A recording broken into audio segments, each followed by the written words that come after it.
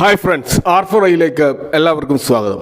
കഴിഞ്ഞ വർഷം 2024 September 27 Nifty create ചെയ്ത ഓൾ ടൈം ഹൈ ആയിട്ടുള്ള 26,277, അതിന് തൊട്ട് താഴെ 30 പോയിന്റോളം താഴെ 26,246 എന്ന ലെവലിൽ ഇന്ന് ഇൻട്രാഡേ ഹൈ നിഫ്റ്റി ക്രിയേറ്റ് ചെയ്യുന്നുണ്ടായി. അപ്പോൾ ഇതൊരു വലിയൊരു ടേൺ അറൗണ്ടാണ്. ഇന്ന് ഏറ്റവും ഒടുവിൽ 26,192 നിഫ്റ്റി സെറ്റിൽ ചെയ്തതെങ്കിലും ഈ വർഷത്തെ ഏറ്റവും ഹയസ്റ്റ് ക്ലോസിംഗ് ആണിത്.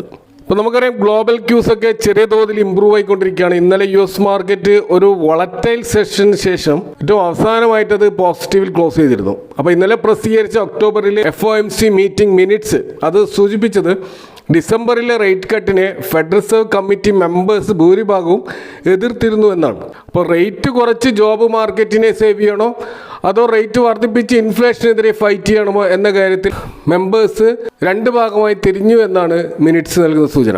അപ്പോൾ US ഗവൺമെൻറ് ഷട്ട് ഡൗൺ കാരണം ലിമിറ്റഡ് ഡാറ്റ മാത്രമേ FOMCയുടെ കൈവശം ഉണ്ടായിരുന്നുള്ളൂ. അതും ഡിസംബർ റേറ്റ് കട്ട് തീരുമാനമെടുക്കുന്നതിൽ നിന്നും ഇവരെ പിന്തിരിപ്പിച്ചു എന്നാണ് മിനിറ്റ്സ് നൽകുന്ന സൂചന. അപ്പോൾ ഈ ഒരു മിനിറ്റ്സ് പ്രസിദ്ധീകരണം മൊത്തത്തിൽ US മാർക്കറ്റിൽ ഇതിനു മുമ്പ് ഡിസംബറിലെ റേറ്റ് കട്ട് 56% എന്ന് അനലിസ്റ്റുകൾ പ്രവചിച്ചിരുന്ന സമയത്ത് ഇപ്പോൾ അത് 33% മാത്രമേ ഉള്ളൂ എന്നാണ് പ്രവചനം. അപ്പോൾ ഈ ഒരു കാര്യം US മാർക്കറ്റിനെ നിരാശപ്പെടുത്തിയെങ്കിലും പിന്നീട് വന്ന NVIDIA റിസൾട്ടാണ് കാര്യങ്ങൾ കുറച്ച് ഇമ്പ്രൂവ് ആക്കിയത്. അപ്പോൾ നമുക്കറിയാം, ലാസ്റ്റ് ഫ്യൂ ട്രേഡിംഗ് ഡേയിൽ അണ്ടർ പെർഫോം ചെയ്യുകയായിരുന്ന NVIDIA സ്റ്റോക്ക് ഇന്നലെ ഏകദേശം 3% ഒരു അപ്സൈഡ് മൂവ് പോവുകയുണ്ടായി. അപ്പോൾ NVIDIAയുടെ Q3 റിസൾട്ട് വന്നിരുന്നു. അപ്പോൾ കമ്പനി ഏകദേശം $57 ബില്യൺ ഒരു റവന്യൂ ആണ് രേഖപ്പെടുത്തിയിരിക്കുന്നത്. അപ്പോൾ ഇത് കഴിഞ്ഞ ക്വാർട്ടറുമായി കമ്പയർ ചെയ്യുമ്പോൾ 22% ഒരു വർധനമാണ്. ഇയർ ഓൺ ഇയറിൽ കമ്പയർ ചെയ്യുമ്പോൾ 62% ഒരു വർധനമാണ്. ഇത് കൂടാതെ റിസൾട്ട് പ്രസിദ്ധീകരിച്ചുകൊണ്ട് കമ്പനി നൽകിയിട്ടുള്ള ഒരു ഗൈഡൻസ് അതിലവർ അടുത്ത ക്വാർട്ടർ ഫോർത്ത് ക്വാർട്ടറിൽ $65 ബില്യൺ ഒരു സെയിൽസ് ആണ് പ്രതീക്ഷിക്കുന്നത്. അത് അനലിസ്റ്റ് എസ്റ്റിമേറ്റ് ആയിട്ടുള്ള 62 ബില്യണേക്കാൾ കൂടുതലാണ്. ഇപ്പോൾ NVIDIAയുടെ പ്രധാനപ്പെട്ട ബിസിനസ് ആയിട്ടുള്ള ഡാറ്റാ സെൻറ്റർ ഡിവിഷൻ അതാണ് ഏകദേശം $51 ബില്യൺ റവന്യൂ ക്രിയേറ്റ് ചെയ്തത്. അത് പ്രതീക്ഷിച്ചത് 49.3 ബില്യൺ മാത്രമായിരുന്നു. അതുകൊണ്ട് തന്നെ സ്ട്രീറ്റ് എക്സ്പെക്ടേഷനൊക്കെ ബീറ്റ് ചെയ്യുന്ന ഒരു റിസൾട്ടാണ് NVIDIA കൊണ്ടുവന്നത്. ഇതുപോലെ തന്നെ AI റിലേറ്റഡ് മേഖലയിലേക്ക് വരുന്നതിന് മുമ്പ് ഇവരുടെ പ്രധാനപ്പെട്ട ഒരു ബിസിനസ് ആയിരുന്ന ചിപ്സും അതുപോലെ ഗെയിമിംഗ് PCയുമായി ബന്ധപ്പെട്ടിട്ടുള്ള ബിസിനസ് അതൊരു പ്രൈമറി റവന്യൂ സോഴ്സ് ആയിരുന്നു. അവിടെയും ഏകദേശം $4.3 ബില്യൺ ഒരു ബിസിനസ് അവർ ചെയ്തതായിട്ട് കാണാം. NVIDIAയുടെ കോ ഫൗണ്ടറും അതിൻ്റെ പ്രസിഡന്റും CEOയുമായിട്ടുള്ള തായ്വാനീസ് ആൻഡ് അമേരിക്കൻ സിറ്റിസൺഷിപ്പുള്ള ജെൻസൺ ഹുവാങ് അദ്ദേഹം Q3 ഏർണിങ്സിനോടനുബന്ധിച്ച് AI ബബിൾ റിലേറ്റഡ് ആയിട്ടുള്ള ചോദ്യങ്ങൾക്ക് പറഞ്ഞ മറുപടി, നമ്മളിപ്പോൾ ഒരു AI ബബിളിലാണ് നിൽക്കുന്നതെന്ന് ഞാൻ വിശ്വസിക്കുന്നില്ല എന്നാണ്. ഏതായാലും സ്ട്രീറ്റ് എസ്റ്റിമേറ്റിനെ ബീറ്റ് ചെയ്ത NVIDIAയുടെ റിസൾട്ട് AI ബബിളുമായിട്ട് ബന്ധപ്പെട്ട് ആശങ്കയിൽ നിൽക്കുന്ന ഗ്ലോബൽ മാർക്കറ്റിൽ നേരിയൊരു ആശ്വാസം പകർന്നിട്ടുണ്ട്. US മാർക്കറ്റ് മാത്രമല്ല, യൂറോപ്യൻ മാർക്കറ്റും ഏഷ്യൻ മാർക്കറ്റുകളുമെല്ലാം ഇന്നലെ പോസിറ്റീവ് ക്ലോസിംഗ് നൽകാൻ അത് സഹായിച്ചു.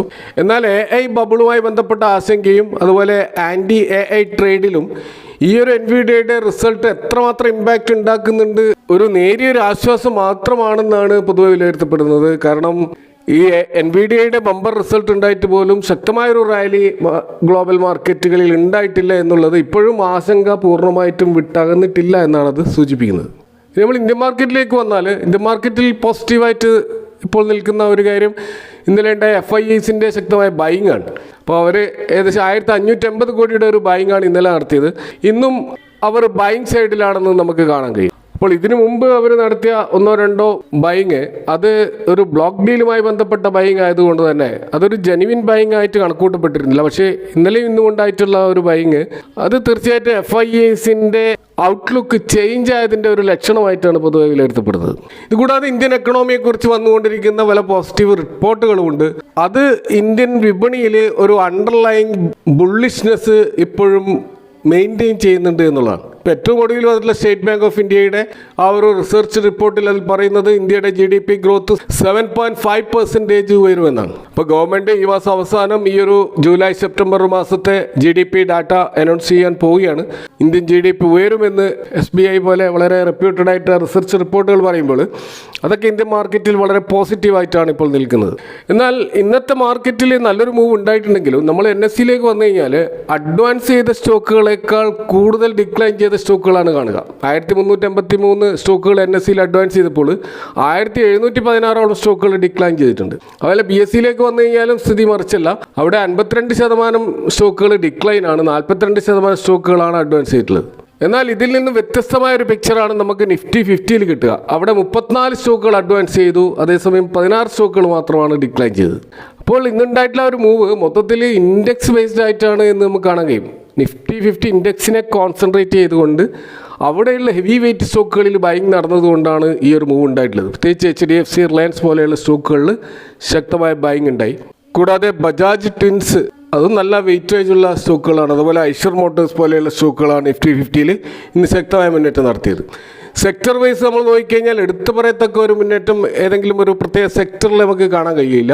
അതുപോലെ തന്നെ നിഫ്റ്റിയിലെ ബ്രോഡ് മാർക്കറ്റ് നമ്മൾ നോക്കുകയാണെങ്കിൽ നിഫ്റ്റി മിഡ് ക്യാപ്പിലും സ്മോൾ ക്യാപ്പിലും മൈക്രോ ക്യാപ്പിലും നെഗറ്റീവ് ക്ലോസിംഗ് ആണ് ഇന്ന് ഉണ്ടായിട്ടുള്ളത്. അപ്പോൾ അതുകൊണ്ട് തന്നെ ഇന്ന് മാർക്കറ്റ് റിക്കവർ ചെയ്തിട്ടുണ്ടെങ്കിലും നമ്മുടെ പോർട്ട്ഫോളിയോ ഒരു പക്ഷേ റിക്കവർ ചെയ്ത് കാണണമെന്നില്ല. കാരണം നമ്മുടെ പോർട്ട്ഫോളിയോകളിൽ പൊതുവെ ശരാശരി റീറ്റെയിൽ ഇൻവെസ്റ്റേഴ്സിൻ്റെ പോർട്ട്ഫോളിയോ അധികവും ഇത്തരത്തിലുള്ള മിഡ് ക്യാപ്പ് അല്ലെങ്കിൽ സ്മോൾ ക്യാപ്പ് മൈക്രോ ക്യാപ്പ് സ്റ്റോക്കുകളായിരിക്കും. ഇതുപോലെ ഇന്ന് മറ്റൊരു റിപ്പോർട്ട്, ഇപ്പോൾ ചോയ്സ് ബ്രോക്കറേജ് എന്ന് പറയുന്ന ഇന്ത്യയുടെ ഒരു ലീഡിംഗ് ബ്രോക്കറേജ് ഹൗസുകൾ അവർ ആൽക്കഹോളിക് ബീവറേജ് സെഗ്മെൻറ്റിലുള്ള സ്റ്റോക്കുകളിൽ നടത്തിയ ഒരു റിസർച്ചിൽ അവർ പറയുന്നത് മൺസൂൺ ബ്ലൂസും അതേപോലെ തന്നെ ചില സ്റ്റേറ്റുകളിൽ ഉണ്ടായിട്ടുള്ള നിയമപരമായിട്ടുള്ള തടസ്സങ്ങളും ഒക്കെ ആൽക്കഹോൾ ബീവറേജ് സെഗ്മെൻറ്റിലെ സ്റ്റോക്കുകൾ കഴിഞ്ഞ ക്വാർട്ടറുകളിൽ അണ്ടർ പെർഫോം ചെയ്യാൻ കാരണമായിരുന്നു. അപ്പോൾ പ്രത്യേകിച്ച് മഹാരാഷ്ട്ര പോലെയുള്ള സ്റ്റേറ്റുകളിൽ വലിയ തോതിലുള്ള നയം മാറ്റം ഉണ്ടായത് ആൽക്കഹോൾ ബിസിനസ്സിനെ ബാധിച്ചിരുന്നു. ഏകദേശം 20 മുതൽ 25% വരെ വോളിയം ഡിക്ലൈൻ ഉണ്ടായിരുന്നു. കാരണം ഇന്ത്യൻ മെയ്ഡ് ഫോറിൻ ലിക്കേഴ്സിൻ്റെ എക്സൈസ് ഡ്യൂട്ടി 50% കുറച്ചിരുന്നെങ്കിലും പ്രീമിയം ഇമ്പോർട്ട് ലിക്കേഴ്സിന് 25% താരിഫ് ഏർപ്പെടുത്തിയത് മൊത്തത്തിലുള്ള കൺസംഷൻ കുറക്കാൻ കാരണമായിരുന്നു. എങ്കിൽ പോലും ഇത്തരത്തിലുള്ള വെല്ലുവിളികൾ ഉണ്ടായെങ്കിലും റോ മെറ്റീരിയൽ പ്രൈസുകളിലുണ്ടായ ആ ഒരു കുറവ് അത് മൊത്തത്തിൽ ഈ ആൽക്കഹോളിക് കമ്പനികളുടെ പ്രോഫിറ്റബിലിറ്റി മാർജിൻ മെയിൻറ്റെയിൻ ചെയ്യാനും അത് സീക്വൻഷ്യലായിട്ടും ആനുവലായിട്ടും ഇമ്പ്രൂവ് ചെയ്യാനും സാധിച്ചിട്ടുണ്ട് എന്നാണ് ഈ ചോയ്സ് ബ്രോക്കറേജിൻ്റെ റിപ്പോർട്ടിൽ പറയുന്നത്. അതുപോലെ തന്നെ ഇന്ത്യൻ ഈ ആൽക്കഹോളിക് വിപണിയിൽ പ്രീമിയമൈസേഷൻ വളരെയധികം വർദ്ധിച്ചുകൊണ്ടിരിക്കുന്നുണ്ടെന്നും ഇപ്പോൾ തെലങ്കാന അതുപോലെ ഉത്തർപ്രദേശ് പോലുള്ള സംസ്ഥാനങ്ങളിൽ അവിടെ കൺസ്യൂമർ കൂടുതലായിട്ട് നാഷണൽ ബ്രാൻഡുകളെ പ്രൊമോട്ട് ചെയ്യുന്നുണ്ട് എന്നുമാണ് ഈ ബ്രോക്കറേജ് ഹൗസ് പറയുന്നത്. അപ്പോൾ അതിൻ്റെ അടിസ്ഥാനത്തിൽ അവർ ചില സ്റ്റോക്കുകൾക്ക് ഇപ്പോൾ ബൈ റേറ്റിംഗ് കൊടുത്തതായിട്ട് കാണാം. അതിലൊന്ന് അസോസിയേറ്റഡ് ആൽക്കഹോൾസ് ആൻഡ് ബ്രീവറീസ് എന്ന് പറയുന്ന സ്റ്റോക്കാണ്.